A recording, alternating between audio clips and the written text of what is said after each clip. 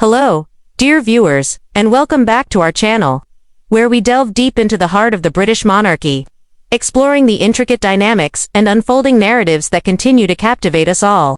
Today, we embark on a fascinating journey into the very fabric of the House of Windsor, examining a truly intriguing situation that could shape the future roles of several key figures within the royal family. We're going to discuss the aspirations of King Charles III for his beloved niece, Princess Beatrice, and how these aspirations might, surprisingly, diverge from the evolving vision held by his son and heir, Prince William. This potential difference in approach, we are told, could have profound implications for Princess Beatrice's future within the royal fold. Before we unravel this compelling story, please do remember to show your support by liking this video and subscribing to our channel. Your engagement truly helps us continue bringing you these detailed insights into the world's most enduring monarchy. In the world of the Windsors, much of the real decision-making takes place behind the polished facade away from the public. Stage official statements are rare, and when they do appear, they are carefully worded, giving away little. Yet the monarchy is a living organism, constantly adjusting and reshaping itself in response to changing times, public expectations, and the personal dynamics within the family itself. And it is within this quiet but significant process that Princess Beatrice now finds herself at the center of an unfolding conversation. Princess Beatrice, the elder daughter of Prince Andrew and Sarah, Duchess of York, has always been something of a quiet achiever. She is not a working royal in the formal sense, yet she carries herself with a grace and dignity that often draws favorable comparison to more prominent members of the family. Her warmth in public engagements, her evident dedication to charitable causes, and her approachable manner have won her admirers, even among those who are otherwise skeptical of the monarchy. For many, she represents a bridge between the traditional and the modern, a figure who embodies the heritage of her family while still connecting with contemporary society.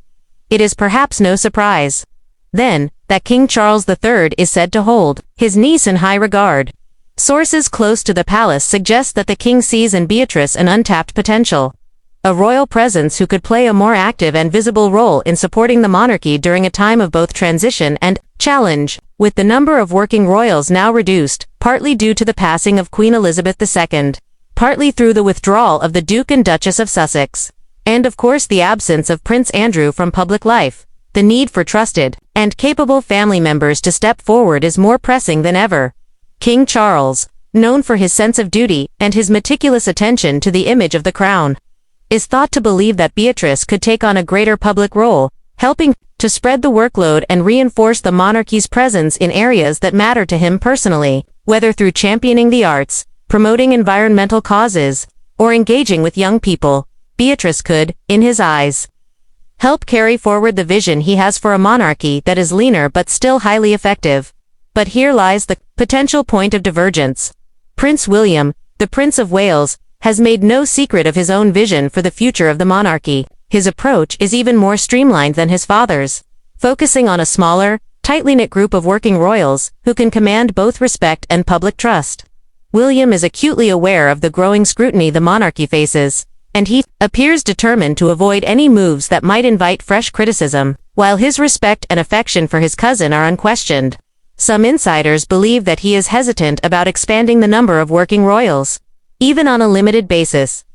For William, the challenge is one of optics as much as practicality. In the current climate, where questions about the cost of the monarchy and its relevance are ever present, he may fear that elevating Beatrice to a more prominent role could reopen debates about nepotism, privilege, and the lingering shadow of her father's controversies. Even though Beatrice herself is not implicated in any scandal, the connection to Prince Andrew is an unavoidable fact in the public's mind, a reality William must weigh against any potential benefits.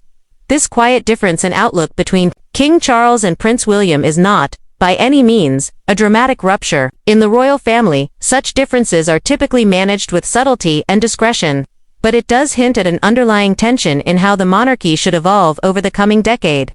Charles, mindful of his age and the challenges of his reign, may be more inclined to draw upon every capable family member at his disposal. William, looking ahead to his own future as king, appears determined to lay the groundwork for a more minimalist royal model. For Princess Beatrice, this divergence presents both an opportunity and a dilemma.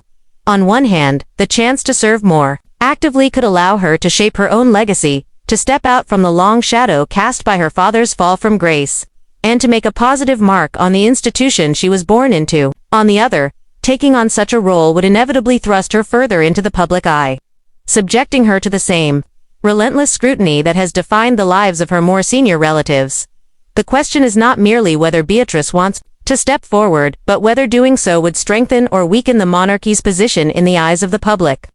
Those close to her say she is deeply aware of the sensitivities involved. She has built a life that straddles the royal and private worlds, a life in which she can support charitable work, raise her young daughter Sienna, and maintain a degree of normality that many royals envy.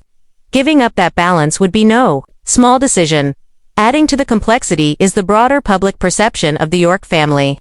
Despite her own clean record and admirable personal conduct, Beatrice's surname carries with it the legacy of her father's controversies. For some, this is a hurdle that will never fully be overcome. For others, it is precisely why she should be given the chance to serve, to demonstrate that she is her own person, capable of representing the crown with dignity and competence. Within the palace, discussions about Beatrice's potential role are said to be ongoing but delicate.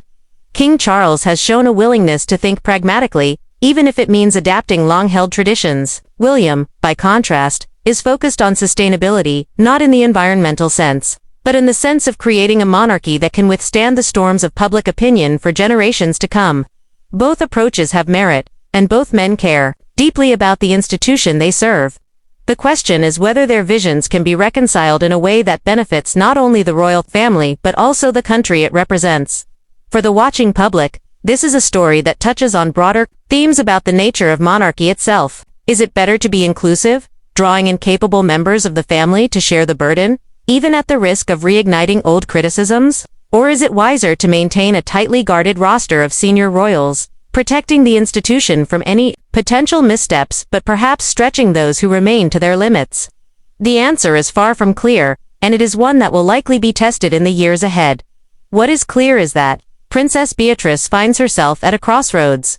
The path she takes or is allowed to take will be shaped by forces largely beyond her control. It will depend not only on her own willingness but also on the alignment, or lack thereof, between her uncle, the king, and her cousin, the future king. In the world of the monarchy, where every move is measured and every choice is laden with symbolism, even the smallest decision can have lasting consequences. As this quiet but significant conversation continues behind palace walls, the public will watch for signs, perhaps a new official engagement here, a subtle shift in her public profile. For those attuned to the rhythms of royal life, such changes can signal the direction of the winds, long before any formal announcement is made. And so we are left to ponder. Will Princess Beatrice be called upon to step into a more active role, becoming a visible part of the king's vision for the monarchy's future? Or will the caution of the heir apparent keep her on the sidelines, her potential untapped? Her royal presence felt only in moments of family celebration and private duty. The answer, when it comes, will not just define her own place in the royal story. It may well offer a glimpse into the very future of the House of Windsor.